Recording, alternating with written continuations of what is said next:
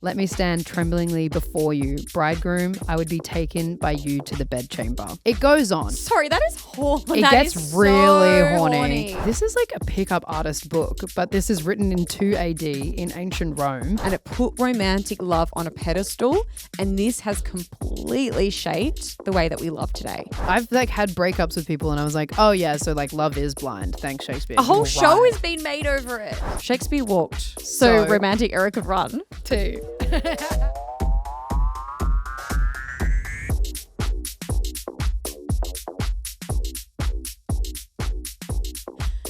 Hi, I'm Dee Salmon. Hi, I'm Pip Rasmussen, and this is The Hookup. This is where we talk all things love, sex, dating, and relationships.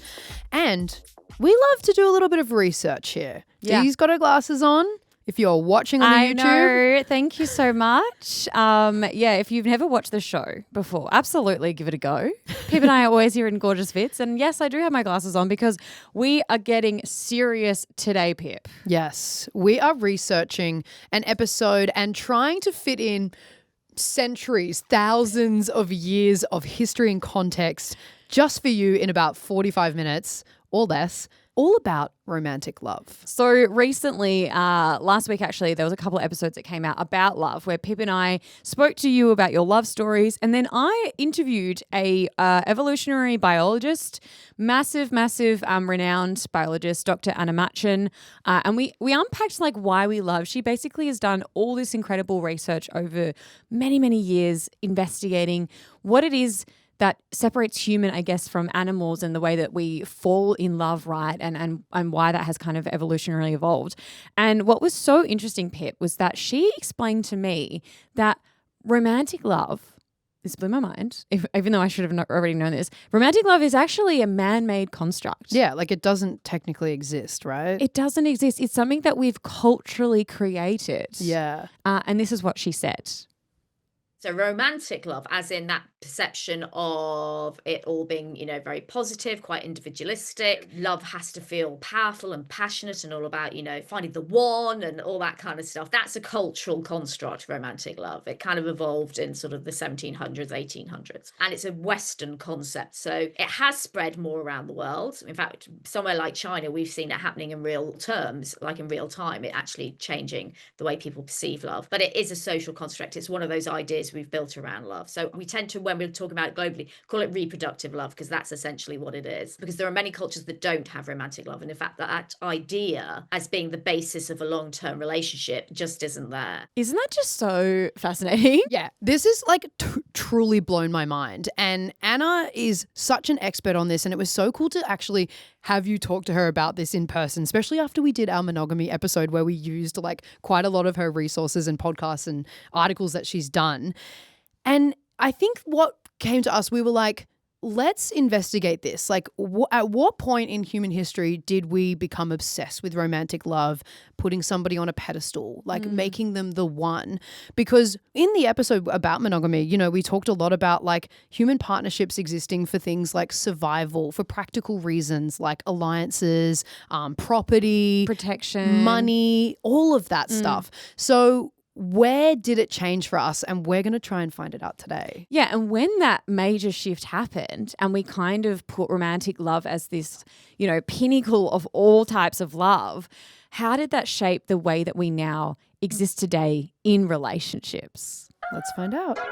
FYI, before we get into this ep, I do want to preface that we are going to be focusing and exploring romantic love historically through the lens of the Western world, right? We will be talking about different cultures and the impact that they've had. But yeah, just want to, let you know that we will be looking at it through the lens in which you might have experienced growing up. Yeah.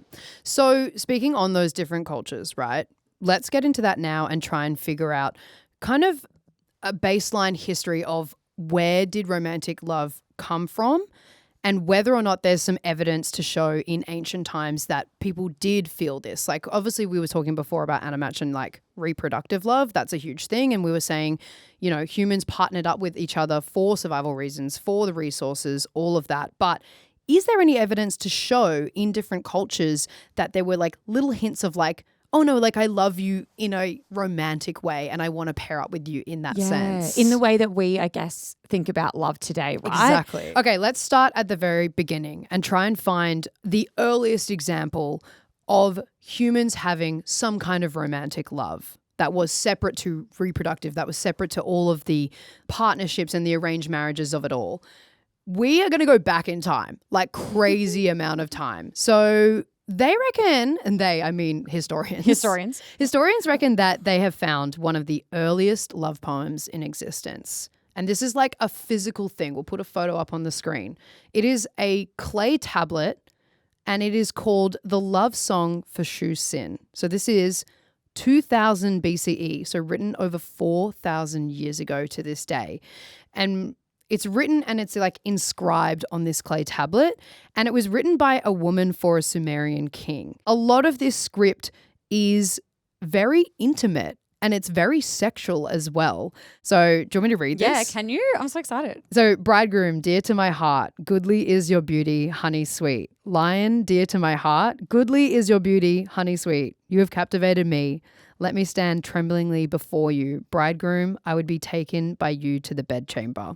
It goes on. Sorry, that is horny. It gets really horny. It gets really, really horny. Wow. So it goes on. That's a kind of like, you know, a little excerpt of it. But I think what is interesting about this and what historians have noted is that this really suggests that even in a structured royal marriage, there is like room for this like romantic sexual desire. And it's quite beautiful as well as like horny jail for sure. Like it goes on to sort of say about like the beauty and their like just the text of like, I'm trembling before you. Like that's like lover boy. It's giving heated rivalry. Yeah. Giving like a bit of like romanticy, to be honest. Yeah, totally. That's so fascinating. Well, I think when we look, because what we want to do now is look through just different ancient civilizations and culture, right, and find like this poem, like moments where we have examples and evidence of this so-called romantic love that we think of today, right? So in ancient Egypt, there was a lot of personal letters and poetry that we have today in like the Met and the London's British Museum that have poems and songs from everyday Egyptians showing tender emotional exchanges, you know, whether that was between lovers. Some married couples were often even shown holding hands or embracing in tomb art. And there was a lot of stuff that kind of hinted at the value that was placed on emotional companionship. An example of this is there's a poem that historians have kept and found. It's called Two Women Sitting in the Shade of a Sycamore Tree. And it's basically from 1279 to 1213 BC. And it describes a romantic scene on the Nile River, which is kind of homoerotic or has queer undertones. Yeah. It's basically describing like two women who have a sacred and emotional love and bond. Yeah. And I think one of the lines in the poem is something about like, I'll be discreet. Like I'm not going to tell anyone that I saw this, right? And it's sort of like, that's why historians have been like, oh, was this like a queer relationship? Like these women were in love with each other, because the poem is like, don't worry, your secret's safe with me kind of thing.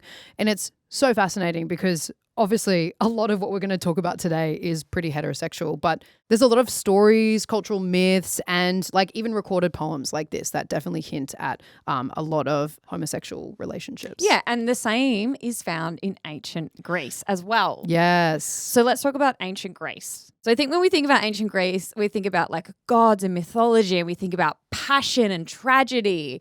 And I think that's a lot of where we'll talk about it, but a lot of the like ideas of romantic love actually stemmed from, which is so fascinating, because something that we've spoken about before in the hookup is the story around the Symposium, which was something that Plato wrote. And that idea that there was two people joined together. So there was like, you know, these humans that had 4 arms, 4 legs, 2 faces, 1 head. Yeah. And at some point they got split in half. And this is where the idea of you couldn't be a whole person until you found your other half actually stems from. Yeah. So I think it's wild because that is an idea that we talk about so often now in today's Western society, right? Like I found my other half. Like I can't believe I'm marrying my other half. And it's so wild to think that it came from this story in ancient Greece. Yeah, which obviously like shows you that these early ideas of romantic love and love in general are so powerful and they impact culture for centuries and thousands of years. You know, like also concepts like eros, which was like passionate desire, agape, I don't know how to pronounce that, which is selfless love. These are all the things that Plato talked about in Symposium. And yeah, it was a chaotic way of viewing love. Also, the Romans were kind of chaotic as well. They definitely had more of an emphasis on like civic duty, and their marriages were very much about like property and inheritance. But there were some examples that we found that showed that the Romans obviously had like a soft spot, and they were kind of like, okay, evidence of romantic love here. The thing that we found talking about this romantic love was a book called Ars Amatoria, which directly translates to The Art of Love. And it was written by a Roman poet called Ovid. So this was like a very tongue-in-cheek kind of guide to the Romans on how to like get a woman and how to keep her, like romancing her, seducing her, and then, yeah, like basically making her your baddie. Pip, I cannot believe that this existed. Yeah. In ancient times. Can you please tell everyone about some of the chapters on this like a guide to love? Because honestly, it's not far from what we probably get in our bookstores at the moment or online or on TikTok. To be honest, like the first time I had a look at this, I was like, this is like a pickup artist book, but this is written in 2 AD in ancient Rome. And book 1 is basically about the seduction of a woman. So some of the chapters here are like how to find her, search while you're out walking. Another chapter saying you could find her at the beach or at the theater or at the races or the circus. Then it kind of goes into like how to win her. And it's like, don't forget her birthday. There's a whole chapter about don't forget her birthday. Like this doesn't sound that crazy to us, right? Like this is so, I just cannot believe that this was something that people were talking about back then. Yeah. So then book 2, this is a 3-part thing, but book 2 is like romancing her. So how to keep her down, like keep her locked in. How to keep her interested. Exactly. So these ones are kind of interesting because it was like a bit of a contrast. Some of them were like be gentle and good tempered, be patient and comply, give her little tasteful gifts. Noted. Love that. Comfort her in sickness, let her miss you, but not for too long. There are also chapters about like stirring her jealousy, but also at the same time, respect her freedom is the next chapter. Don't mention her faults, don't ask about her age, and don't rush her. This is so wild. It was actually so interesting. And yeah, I just found that really interesting because I was like, this is like a pickup guide in ancient Rome, but it's definitely showing us that there was like feelings of romantic love that wasn't just like try and get her for her money and like for the dowry or like for the property and the inheritance. Yeah, like, and it's clearly coming from a place as well of like respect and wanting to wanting to keep her. It's like, favor her and compliment her and give her gifts and like respect her freedom. Well, don't speak too soon though, because some of this stuff I read it and I was literally like, oh, this is toxic as fuck. Like this is not respectful at all. Some of it was like just kind of gross pickup artistry things. Oh. Yeah, because remember, this was like a tongue-in-cheek, like this was kind of like funny, witty, but also like some people took this as like an actual guide to like get a woman. So fascinating. Yeah. And so fascinating that it is so different from how ancient Greek thought about romantic love, where it was more kind of like mythical and I guess like tragic and big and devastating. And here it's a bit more like logical, right? It's like how to get the girl. And it's more about like marriage and about compliance, I think, which is so fascinating. All right, well, let's head to China. You did a lot of research around China and the early kind of poetry and cultural references of romantic love. Yeah, so this was really interesting because I think we see China as like quite a conservative kind of culture and place, and that they weren't super bold in like declaring love for each other, which I think overall is true. But there were a few sort of key moments in Chinese history. For example, in the Tang dynasty, which was 618 to 907 CE, there was a bunch of like classical Chinese poetry that was like very emboldened, like yearning, like really rich devotion of people like declaring their love. But something that I found really interesting though in ancient China was that they often gave gifts to lovers to sort of show their like appreciation and their love for people. So it wasn't necessarily like words. Things kind of like hairpins, jade pendants. They had spices in these like little satin bags that they would like wear on their sleeves. Classic things like rings and bracelets. But one thing that really stood out to me was giving somebody a comb. So giving somebody a comb meant like one of the deepest like symbolic things to be like, I want to be with you for the rest of my life. And it was like a really beautiful way to express like super, super deep emotional love for somebody. Even like an article that I read, they said a comb like symbolizes being like, I want to be entangled with you for the rest of my life. And I was like, oh, that is so beautiful. Isn't it? And when you think about like, and you see like maybe pictures, maybe you haven't seen these before, but like, you know, those like beautiful like pearl inlay combs, like they were just like unbelievable. I feel like I've seen them at museums. Absolutely, I was about to say that. And now I'm kind of understand like the significance of that and like such a beautiful object and like how culturally symbolic it meant in a love sense. And yeah, I just found that really fascinating, and I'd never really investigated that before. That is so cool. So yeah, it goes to show that there are different ways that like people in all different cultures have been showing their love.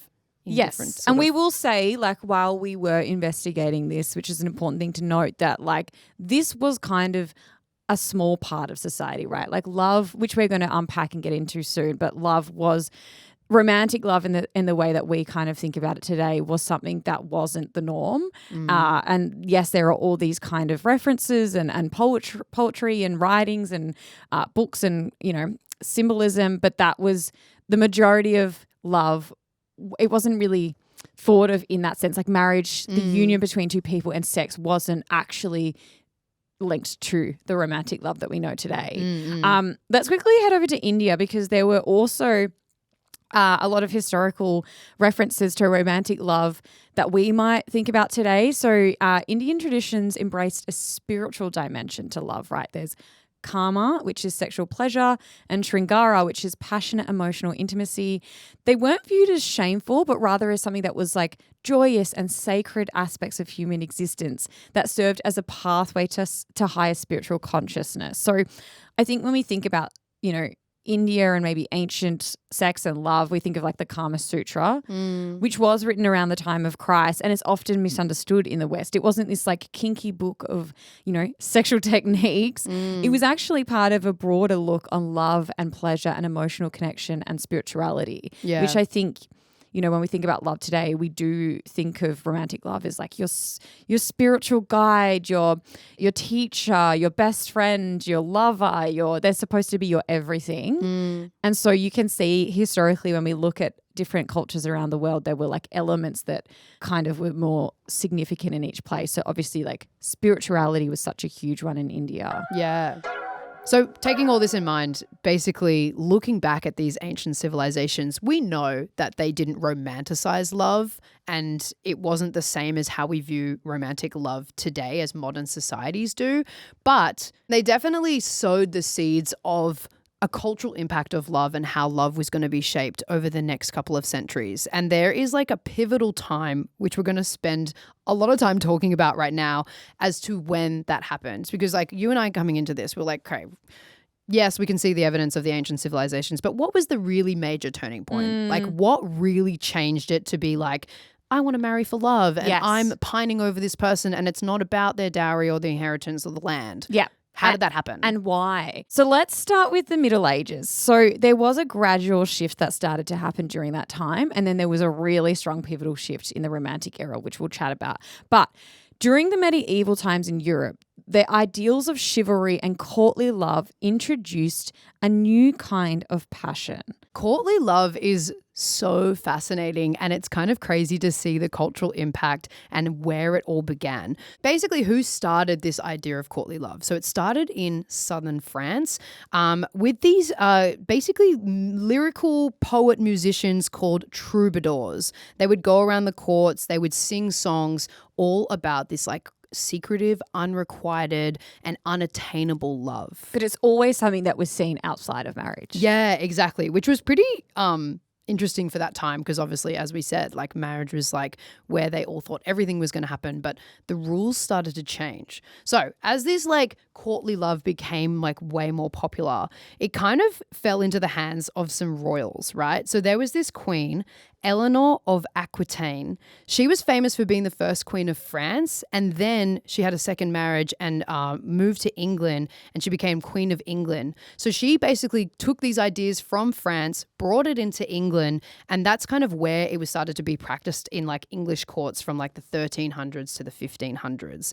This is what made me like gag at this day. This queen had a daughter called Marie.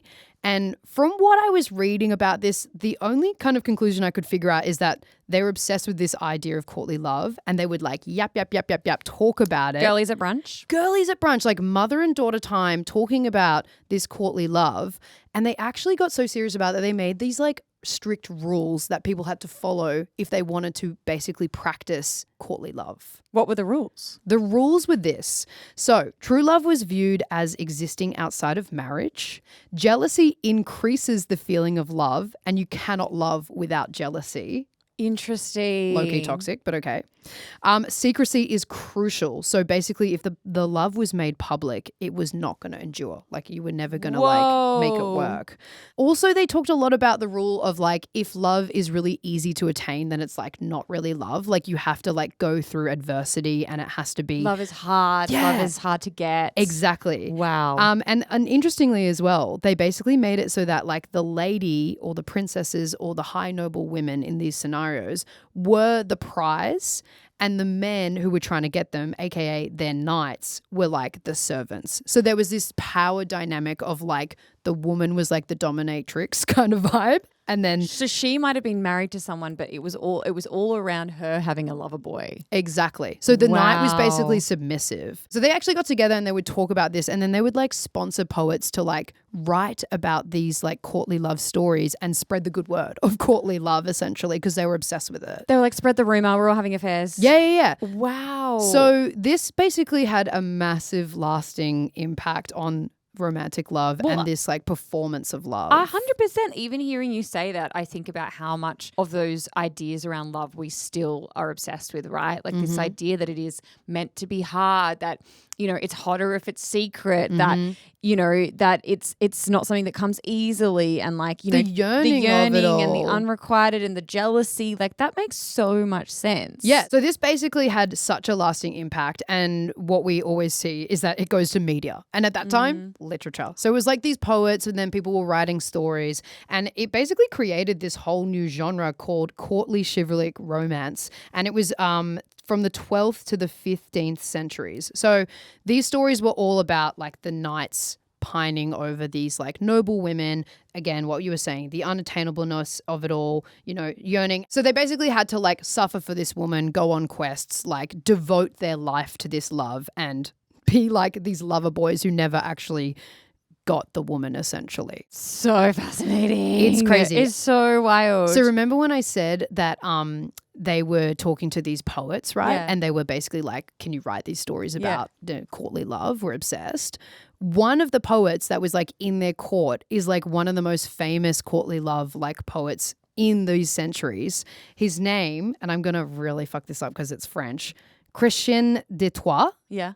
He is the guy who wrote Sir Lancelot and like King Arthur. Whoa. So the mum, Eleanor, Marie, daughter, yap, obsessed with courtly love. He happens to be one of the poets, I guess, who like is in their realm, in their orbit.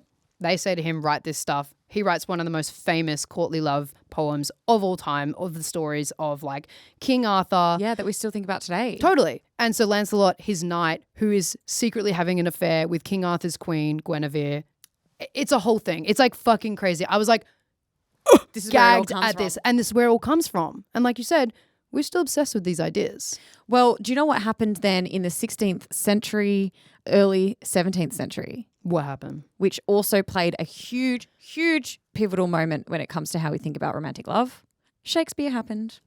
Shakespeare happened. The ultimate lover boy. The ultimate lover boy. So Shakespeare came into the picture and basically revolutionized literature with his remarkable ability to portray the depth and complexity of human emotions. Like, hello, Romeo and Juliet. Yeah. I think when we think about Shakespeare, in the difference of courtly love, Shakespeare was about life or death. It was about making love and romantic love this really big thing, right?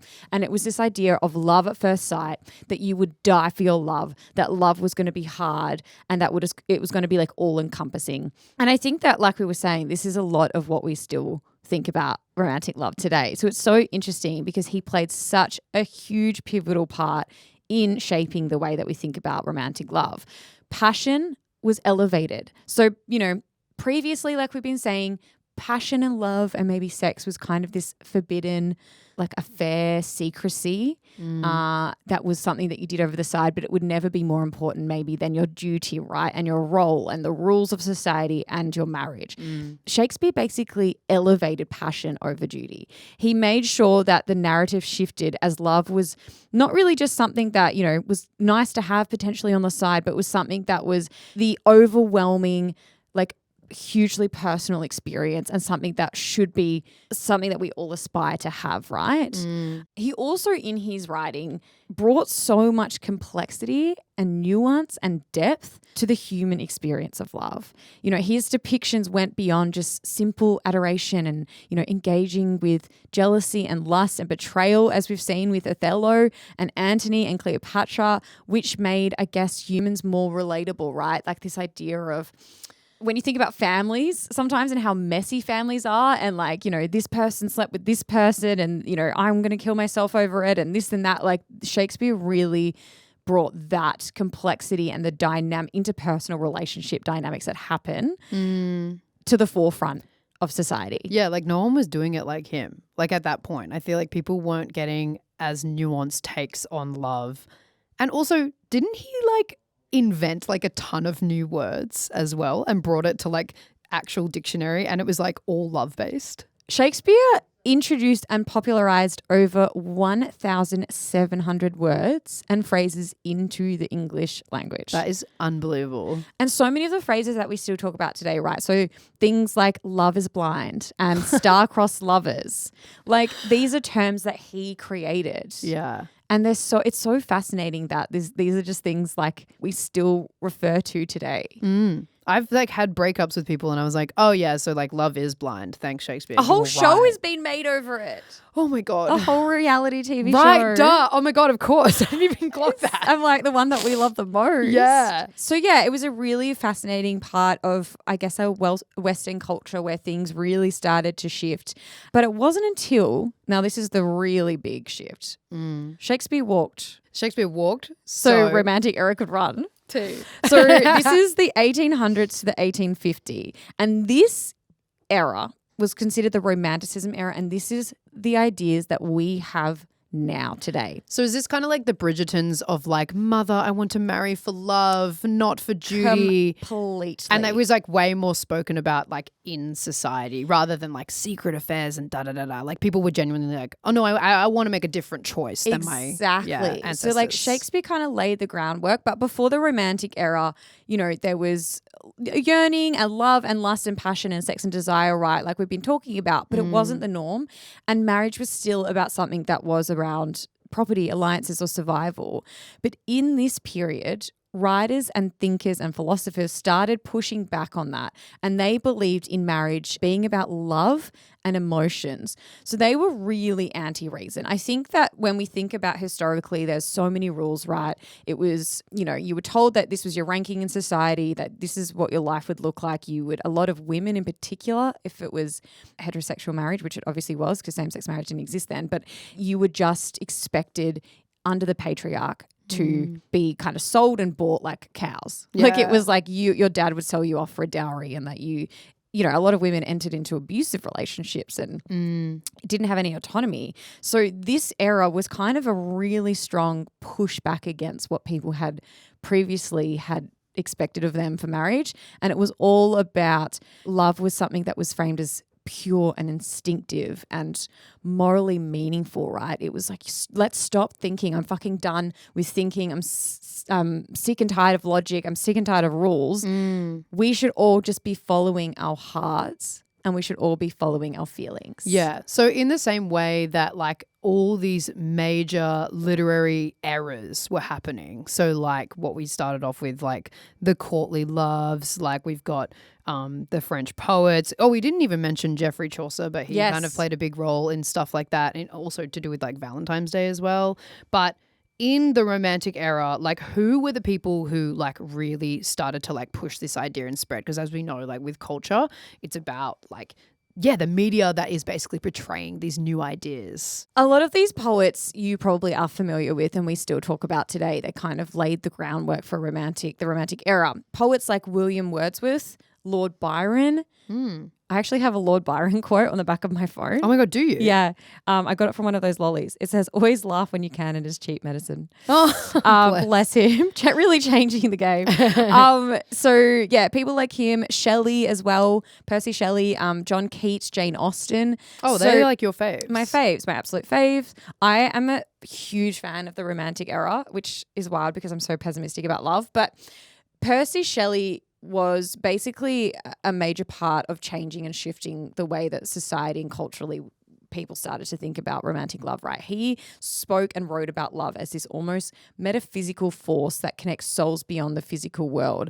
A lot of his imagery was around nature, and love was kind of wild and transcendental and really pushed for that being like the purpose of being a human. Right. Keats, John Keats is my favorite poet of all time. My favorite movie of all time is Bright Star, which is about his life and his writing and his death. But he fell in love with this woman called Fanny, and he, Fanny. Love it. And he was too poor to marry her, basically. But they had this like incredible love affair, and so much of his writing became about her. And the imagery was just so beautiful. He really spoke about sex and like this idea of sex being fused with love. There was a lot of sensual imagery when he spoke about her, a lot of like on her bosom and the stars and the sky and nature. And so it was basically like, I'm going to die for this love. Wow. And then there were philosophers like George Wilhelm, Friedrich Hegel. They saw relationships as a process of mutual recognition. So in order to become your complete full self, you could only do that with another person. So that's where we get this idea that love is now tied to identity, right? It's like not just emotion as well. To be your complete and true self, you have to find your true love. That sounds so ancient Grecan to me. Like the whole like soulmates finding your other half. Like it seems like it's almost pointing back to that. So this era really cements the idea that there is one person who is uniquely meant for you. And this wasn't a dominant idea before. Like you were saying, people would, have affairs on the side. So yeah, people might have expected compatibility, but this was about destiny, right? Like romantic love became tied to your destiny, your identity, your self-discovery, and it put romantic love on a pedestal. And this has completely shaped the way that we love today. It's funny because like hearing all this, I'm like, part of me is like, oh, it's good that this happened because getting rid of those staunch rules and the hierarchy and like the societal pressure is kind of a good thing because it's like you really tap into this true self in a way. But then like another part of me is like, yeah, the pressure of like finding the one, finding yourself all through this intense romance love is also like, oh, it's like that's also not quite right for me either. Exactly. And this idea that this one person is supposed to be your everything. Philosopher and writer and author Alain de Botton writes about this. He actually did an article for the ABC. Really? Yeah, 10 years ago. Wow. 2016. But he spoke about the Romantic era and Romanticism both being kind of normative, but at points delusional. So he said that in the Romantic era and what we know of today, we were meant to meet a person of extraordinary inner and outer beauty and immediately feel a special attraction to them and they to us. He also says that we should have highly satisfying sex, not only at the start, but forever. We should never be attracted to anyone else. We should understand one another intuitively. We should just know what the other's thinking. We don't need an education in love, and that we should have no secrets and spend constant time together. Raising a family should be at the cost of no sexual or emotional intensity, and our lover must be our soulmate, our best friend, our co-partner, our co-chauffeur, our accountant, our household manager, and our spiritual guide. Okay, in what world? This is how That's crazy, we Alan. think about. I know, but this is what he is saying is like fast forward to now. This is what we think about romantic love in our Yeah. Western world. Yeah, and I think obviously like that is so reflected in, even as you name dropped before, Love is Blind. Let's talk about weddings. Like the wedding industry is a multi-billion-dollar industry across the world, and it's not slowing down. Didn't we find that stat?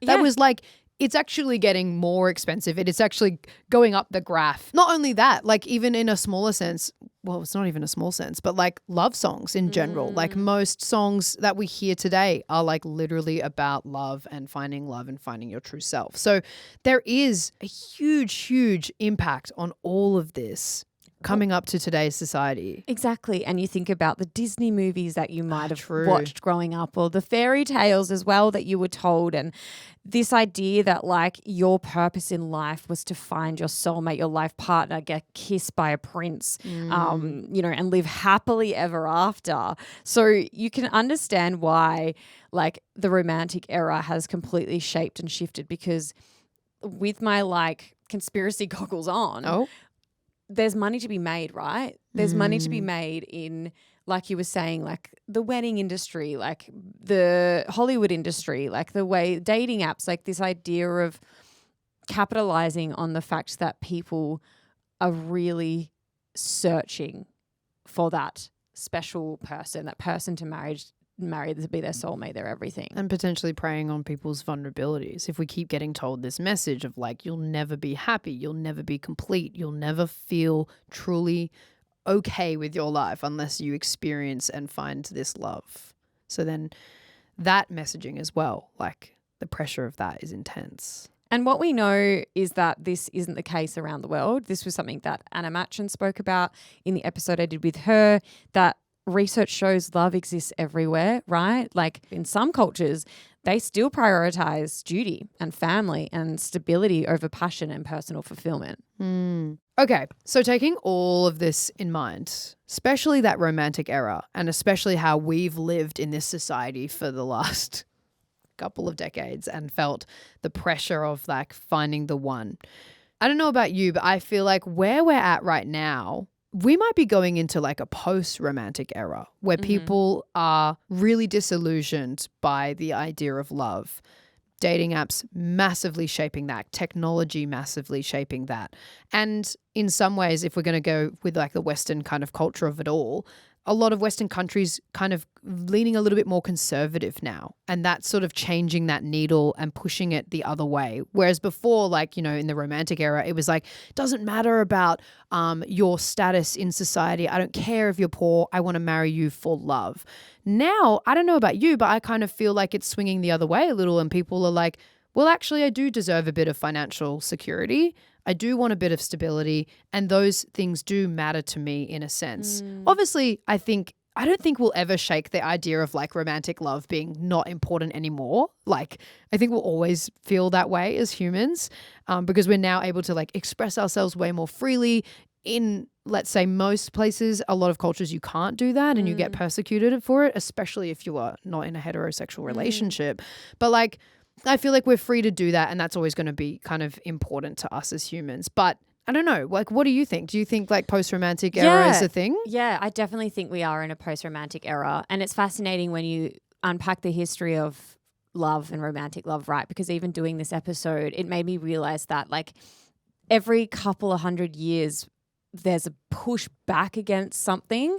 And it's fascinating because the romantic era came out of and stemmed from a push back against, you know, the classic ideals of marriage, right? And this idea of duty and potentially like relationships that they didn't want to be in, and forced marriage. And it was almost like, we're sick of these rules and we're sick of logic and we're sick of being told, you know, how to live our lives and our futures. And it was a really big pushback in this idea of like, you know, follow your feelings and follow your heart, and marriage should be about love and sex and everything and passion. And now it's almost like hundreds of years later, we're almost experiencing a bit of a pushback against the romantic era of being like, hang on, why is the rate of divorce in Australia 41%? Why are dating apps like hell and actually harder to find someone than what they're claiming? You know, it's like we're almost becoming cynical in love and pushing back against these ideas of finding the one and questioning that and going like, you know, maybe my soulmate is my best friend, or maybe I'm happy on my own. Like, why? Yeah. So I think that's really fascinating that like every couple of 100 years there is a bit of a cultural shift and change of like, actually, I fucking have hated this and this has actually ruined the way that I have entered into relationships and my mental health and maybe my ideas of what a relationship should look like. And, you know, we've spoken about it before in episodes, Pip, where it's, especially now on TikTok, so many things of people being like, if it's not love, if love isn't this, then you don't deserve it. Like, you know, this is the pedestal. And I think that people are just exhausted. And it's like, well, maybe I do just want to live on my own for the rest of my life. Or maybe I do just want to have my best friends. Or maybe I do just want a partner that gives me financial stability or helps me in X, Y, Z. But I'm getting my like sex and love and connection in other places. So yeah, it's really fascinating. It is interesting. And I feel like there's so many multiple things going on at the same time, because I think in our world, the idea of being single and being happier on your own is very much like on the rise, and we see that. But then if you were potentially a guy listening or watching this and going, oh, well, I'm actually seeing like the kind of incel culture of it all, and like that kind of pursuit of traditional ideas of marriage and still wanting and that, roles. still wanting a girlfriend or a partner, and that's really important to you and your status and how you see yourself. Whereas like you and I are like, I could be single and I could be happy, and I know like statistically I'm gonna be like. So there's so many things happening at once, and I think also like the technology of it all, and like we're such global citizens, and it's hearing like so many different perspectives, right? Like we're hearing from so many of our queer friends and seeing that they are creating relationships and dynamics and ideas around love that has completely, you know, changed maybe the rigid ideas that we've thought about when it comes to heterosexuality. Yep. And then on top of that, we've got heterofatalism, which is, you know, women feeling really pessimistic about hetero dating. And yeah, it's just so fascinating because there's so much kind of bubbling. There's so much going on. But I think it is a really strong backlash against the romantic era. Yeah. Wow. Whoa. Whoa. Whoa, whoa. So obviously, as usual, we attempted a huge bite of history and the pie, trying to get everything into one. You probably fucked up a few things. We probably missed a few things, and you're probably like, why didn't you speak about this and that and the other? And yeah, there simply is not enough time, but we hope you enjoyed this episode. We really enjoyed researching this and finding out. And I still cannot get over the fact that the courtly love and the way that had such a massive influence. I'm like, I'm reading fanfics that are basically the same I was about stories. to say, like, I feel that genre, what did you call it? The courtly chivalric lit? Like I'm like, literature being that. I was like obsessed with that. And to think it came from like knights and ladies and gossip and a mum and daughter basically being like, let's do these rules because it's sexy, hot, and we love this type of love. If there is anything else that you want us to do a research app on, please, because Pip and I have so much fun doing them. Just send us a message and DM on Instagram at Triple J the Hookup. And yeah, we'll chat to you there. Bye.